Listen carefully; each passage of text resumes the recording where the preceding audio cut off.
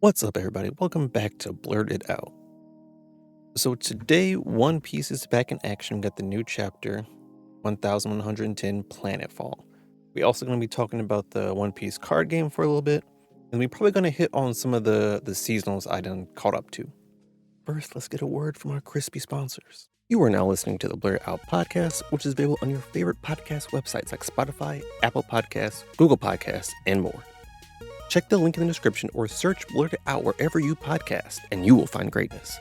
Episodes are also uploaded on my main YouTube channel at Tyrant King Kuma and on the official podcast YouTube channel at Blerd It Out Podcast. Okay, as always, if you haven't caught up to any of the episodes, chapters, or shows we're going to be talking about, please be warned there are spoilers ahead. Spoilers. So chapter 1110 Planetfall. Now this one felt pretty short. Probably because of the double page spread and probably just because of the general content of this chapter, it felt short. And honestly, you can center it around two major things, which is the Gorosei appearing, and then you have the Zoro Lucci thing. But let's talk about the cover story for a little bit, because previously we were in Onigashima. Now, I was talking about how the reason they're showing that is probably going to be because someone wants that poneglyph in Onigashima.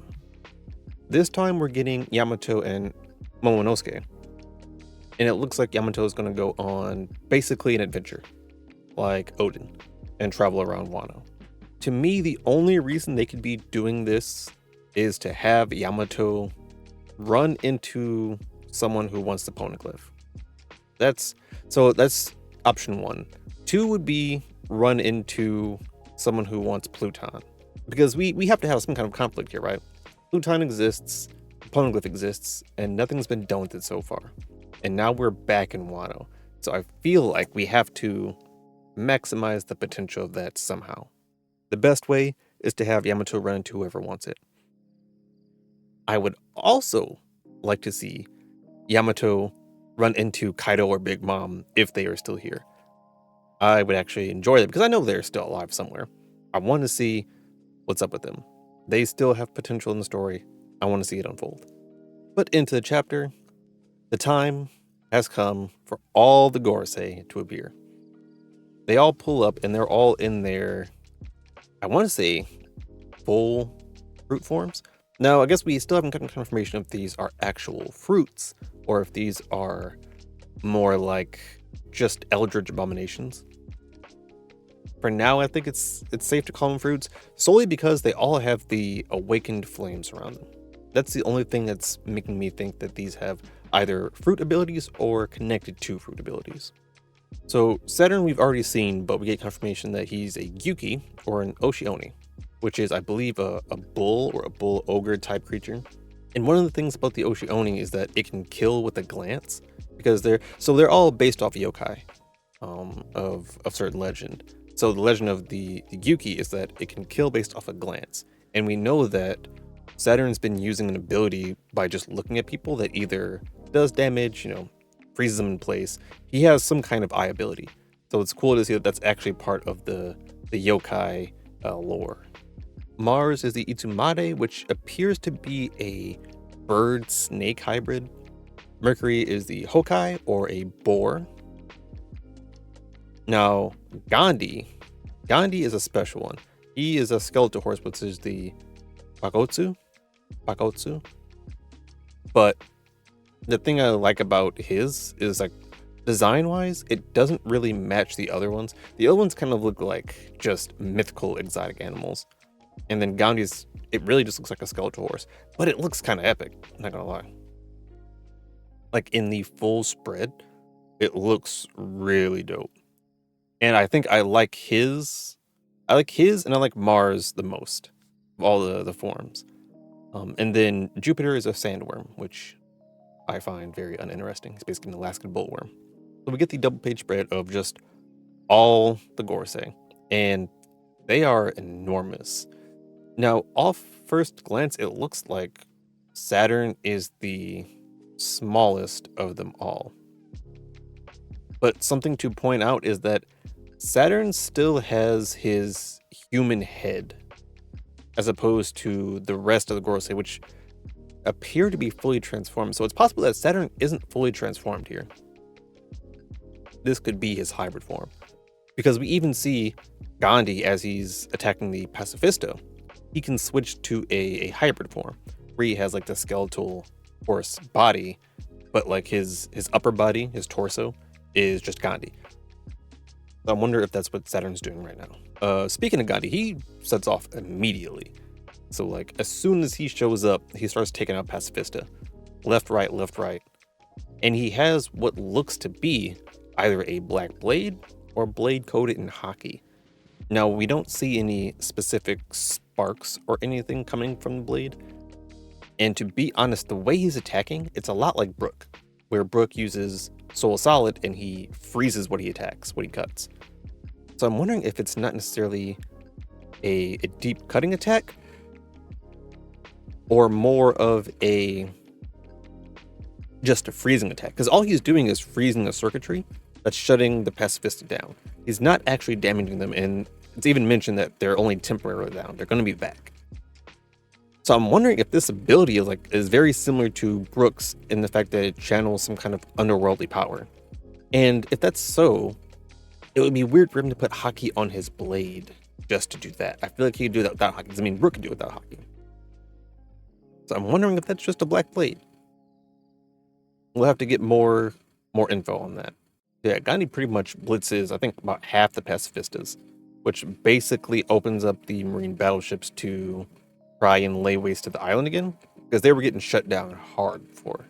While Gandhi is clearing those out, Mars flies up to the dome, and it looks like he's trying to break through. Now, based on what I see, there's a huge explosion when he crashes into it. But based on like the grid lines of the dome, it looks like the explosion happens on the inside of the dome, which would make me think that he got in there, especially because there's no like back explosion. Like this could just be an explosion happening on the other side of the dome, and we're just seeing it from a weird angle. So we would have to get clarification on that too. But just based on this, it seems like he may have broken through. Now jump over to the rest of the crew. Pretty much everyone has gathered up here. They finally got the Sunny to stop. Usopp ended up using bamboo shot and just shot bamboo sticks, and the Sunny pretty much crashed up against that. So W Usopp, we love to see it. But they're pretty much calling for Zoro and Jinbei.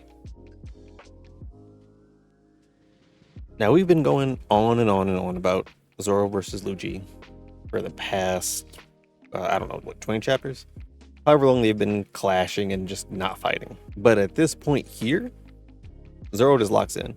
And I'm pretty sure it's because Sanji's just calling him a burden. Basically, he got irritated that Sanji called him a burden, and he decided to finish the fight right here. Which is crazy, because why didn't we do this in the first place? I still don't fully understand the reason that he was toying around with Lucci if he was just gonna hit him like this.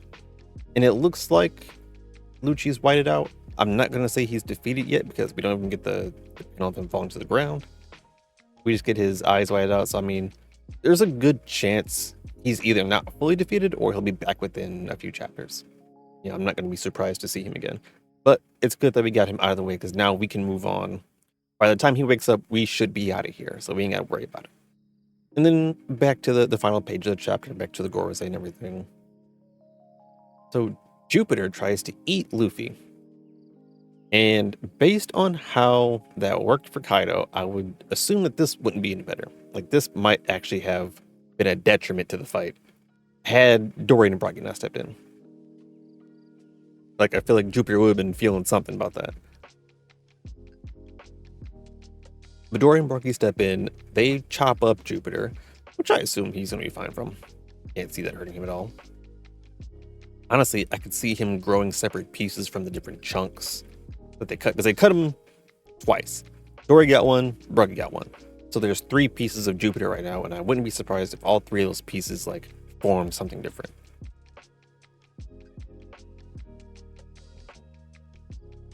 But we finally get the reunited panels of Luffy, Dory, and Brogy. They're all happy to see each other.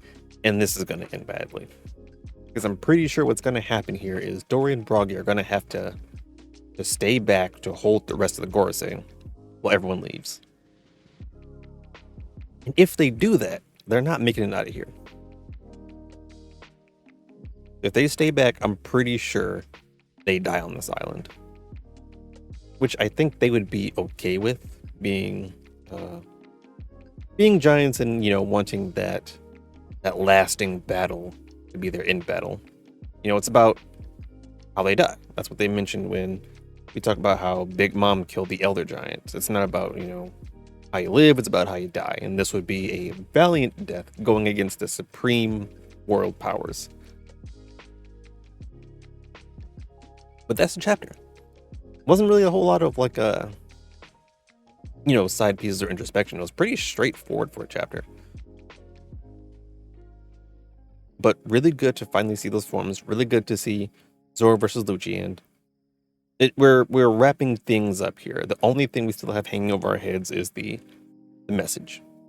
I believe we got about 7 minutes now until it goes live. I'm guessing, say, 2 or 3 chapters before we get the message. So it's been 3 minutes between these chapters. I would imagine, I'd say 2 or 3 chapters. I think that's a fine estimate. I think within that time, the rest of this is going to be the Straw Hats getting to the ship and Luffy getting away from the Gorosei. I think that's pretty much the end of what's going to happen here on Egghead before the message goes out. All in all, solid chapter. Like I said, it's not like one of those thinky chapters. It's not one of those, speculative chapters. It's pretty straightforward. So once you talk about it, it kind of wraps up. I'm excited to see what happens next. So we'll wait for that next week. I don't believe we're on break, so we should be on the roll next week for a new chapter. Yep, not on break, so we good. Let's talk about the One Piece trading card game for a little bit.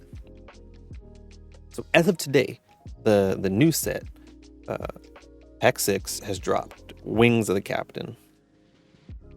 And if you haven't seen it already, I did an unboxing of the booster box. I got a booster box, did an unboxing. Got some really sick cards. I got both alternate art Gecko Morias, which apparently are stupid expensive.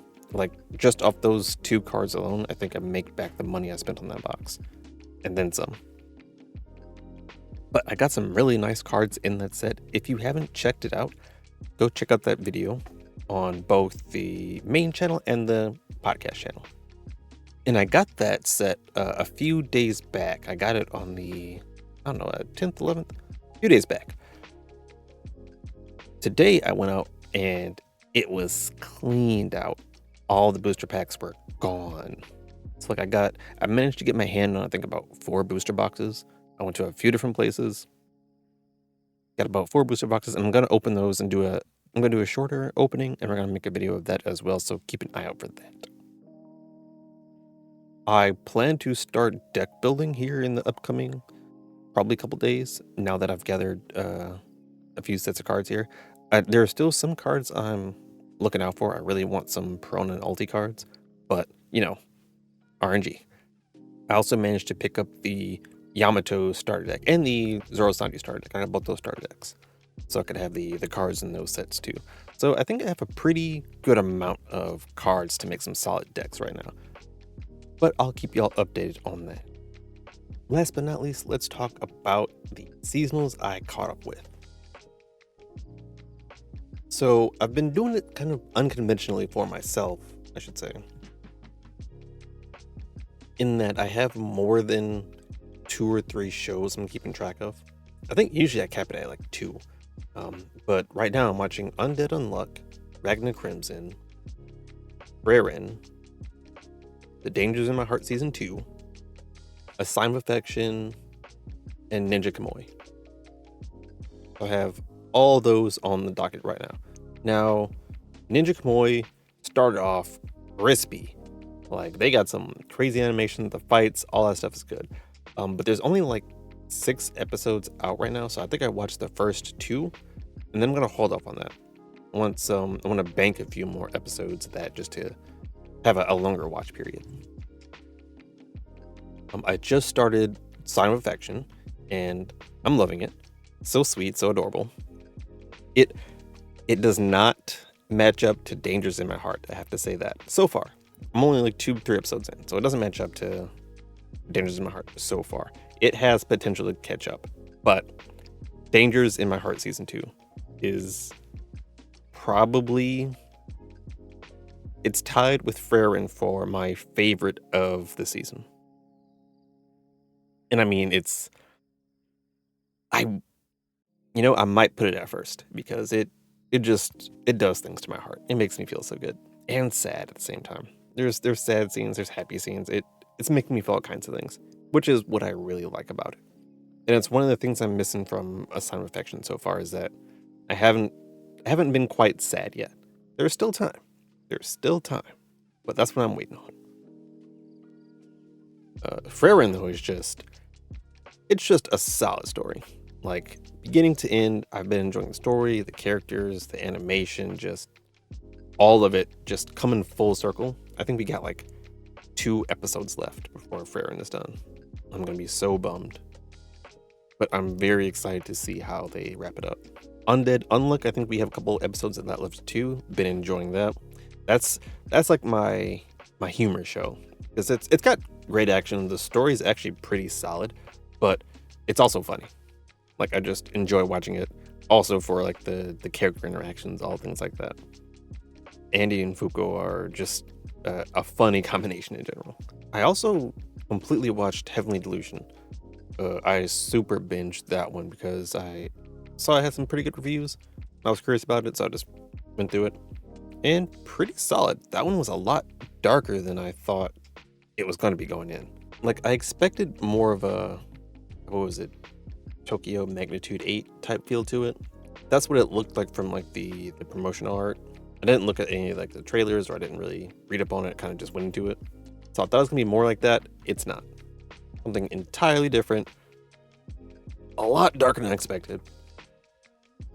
Just a lot of interesting themes are carried out in that show. None of which I was prepared for. So I mean, interesting watch. It's something you should be prepared for. But a solid show all around. Now, something I've been slacking on is Classroom of the Elite. I have not started season 3, which is surprising because of all the seasonals, that would be like a top 2 seasonal for me because I genuinely adore that series. So I'm surprised I haven't started yet. I'm probably going to binge that one completely because by the time I'm finished with all these other ones, I think it should be done. So I'll be able to watch all 12 or 13 episodes at once. So that one will be coming up shortly. But that's pretty much what I'm keeping up with right now. I'm super close to finishing Final Fantasy. I'm wondering by next time we'll have it done. We'll see. But I really haven't done much gaming of the past week or so. Been busy. Stupid busy. But hopefully I'll get more into that with the next week. I think I'll be a little less busy. But that's going to do it for this episode. I will catch y'all next time. Peace.